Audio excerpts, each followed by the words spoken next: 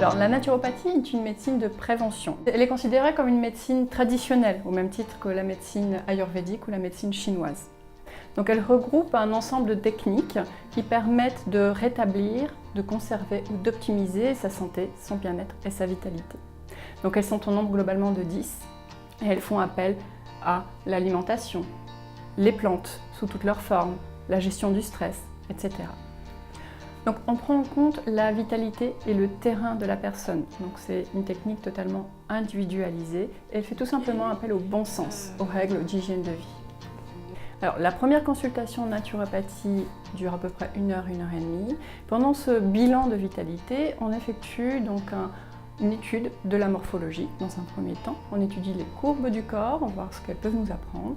On étudie également l'iridologie, qui est l'étude de l'iris, qui nous donne certaines indications. Et ensuite, on fait une anamnèse, donc une série de questions. On passe en revue les antécédents, le cadre de vie, le sommeil, l'alimentation, etc.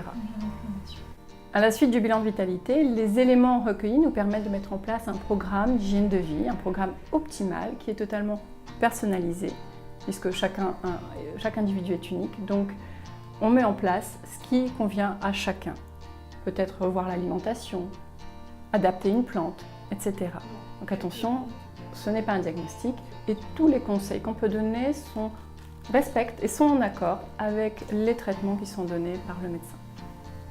Dans ma pratique, j'utilise également la sophrologie. Alors, qu'est-ce que la sophrologie?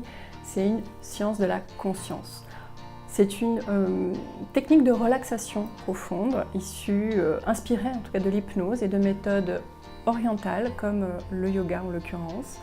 Et elle repose sur plusieurs piliers qui sont la respiration, donc on apprend à respirer de façon efficiente, la relaxation, la détente physique et mentale, et des visualisations positives.